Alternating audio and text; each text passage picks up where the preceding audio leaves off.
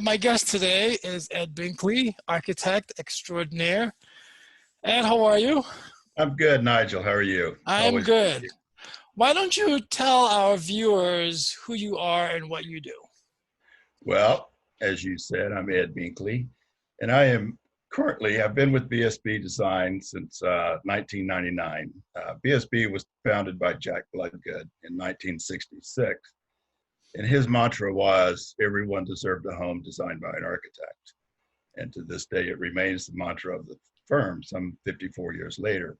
Now, I thought you'd make a good guess for this topic because your firm wins a lot of awards for doing really cool market rate, affordable multifamily singles. Is that correct? That is correct. Yes. Yeah. Big focus on that. Yeah. Okay. Now, for our viewers, when they hear affordable, they're thinking low income, like you're talking about, but that's not exactly what we're talking about in this case. So, when we say affordable market rate, can you explain that a little bit? Yes, and I think affordable housing has kind of gotten a little bit of a bad rap, maybe in some cases, and it's not totally understood. You've got the true definition of affordable, which is using the ratios of income to what the person can afford on the low income scale. But then to me, affordability really cuts across all markets. Uh, no matter what budget you have, you're still trying to do things that keep a home efficient, more affordable, trying to get the most for the least. That's just the way we like to do things. Yeah. So, when you say affordable, then you're talking about houses that anyone can buy, but they're priced in such a way that someone who is middle class with maybe a family of two incomes can comfortably afford to buy. Exactly, and I Right. think there's certain things that I put into every house I design, whether it's a 380 square foot house or a 12,000 square foot house. I mean, I think there's still certain rules of design that you should try to follow, and that's how do you economize? How many window types do you have? How many corners do you have? What's the structure like? How can we address volume and color in a house and through views? It's pretty amazing to me how much larger a small house can feel when you have a little bit of volume, the correct colors, lots of daylight, and it expands the spaces and it makes it more affordable, not just economically, but I think from a lifestyle aspect as well. Okay.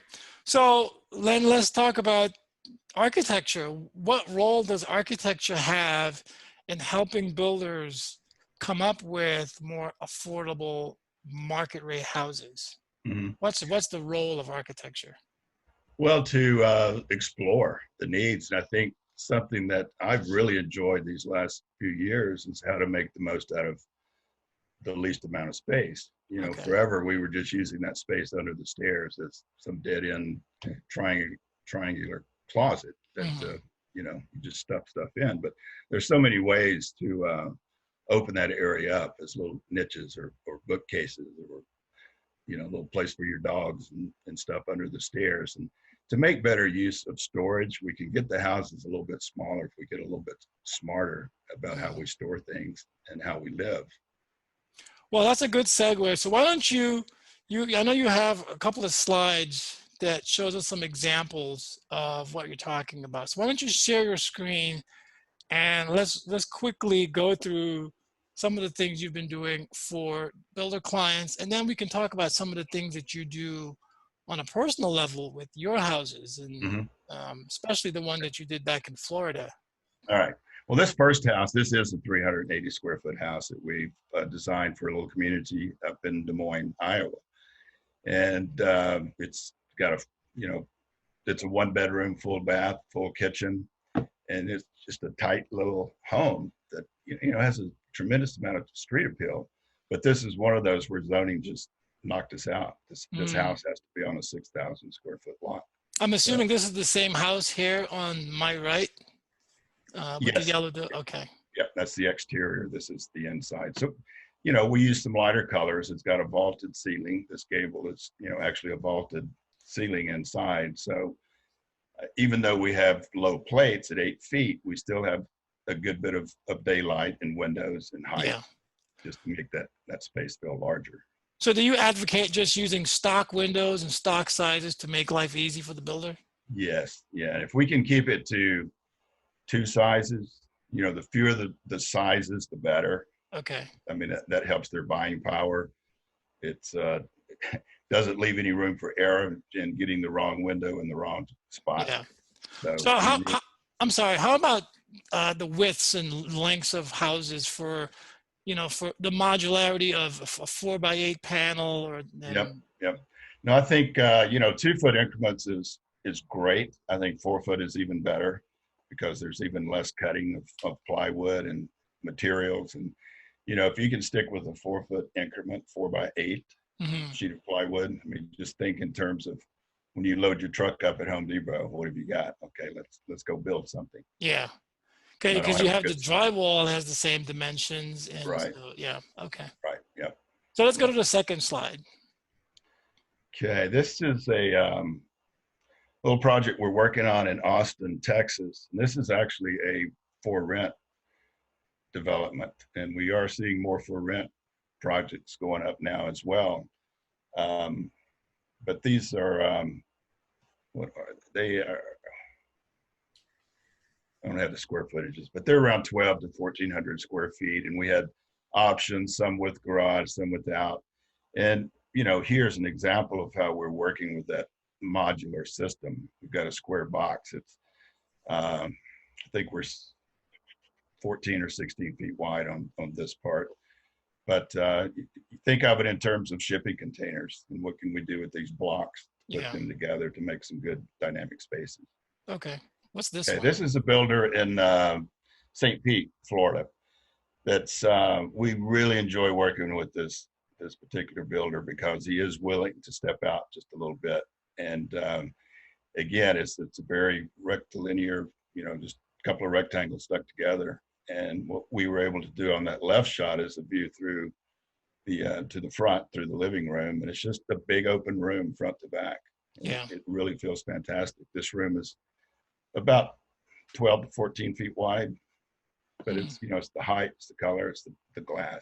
Yeah. Then he's doing nice little elevations with some pretty simple details and just a little bit of accent and highlighted areas, give it a little more punch.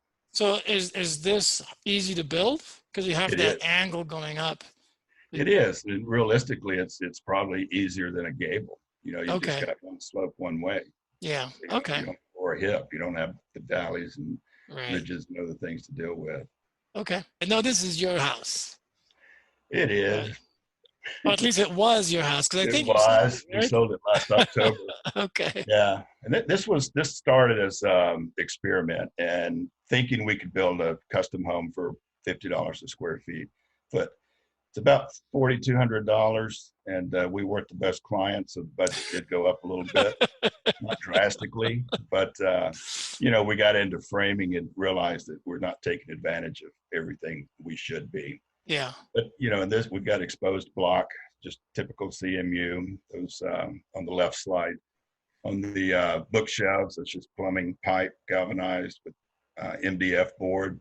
Same MDF board on the kitchen counters that you see on both slides. Just sand and sealed and sand and sealed and sand and sealed, and it actually ends up having kind of a stone type look.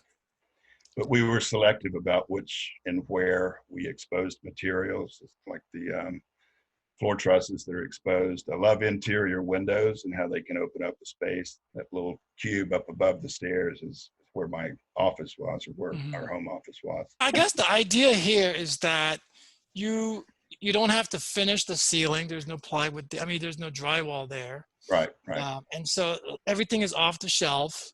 So do you think more builders can employ these types of strategies in their market rate houses to sort of bring affordability down? They can.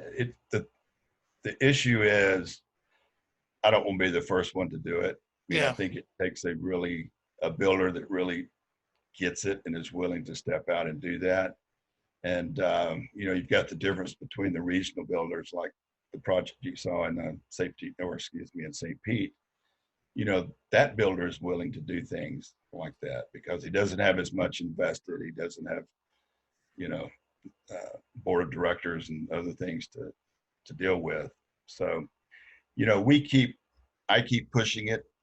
We got really close on this one back in around 2007. We built this house in 2004, but had some builders come through and look at it, and we called it off the shelf house at that time. Yeah. And got into pricing. One of the problems was they didn't know how to price it. Yeah. It's not in their wheelhouse. Right. You know, Okay. how do I just price a block wall with no chipboard? And so, yeah, I think it takes, number one, seeing somebody else do it first in some cases, and two, just jumping, going for it. Yeah, just doing it, right? Yeah. Okay.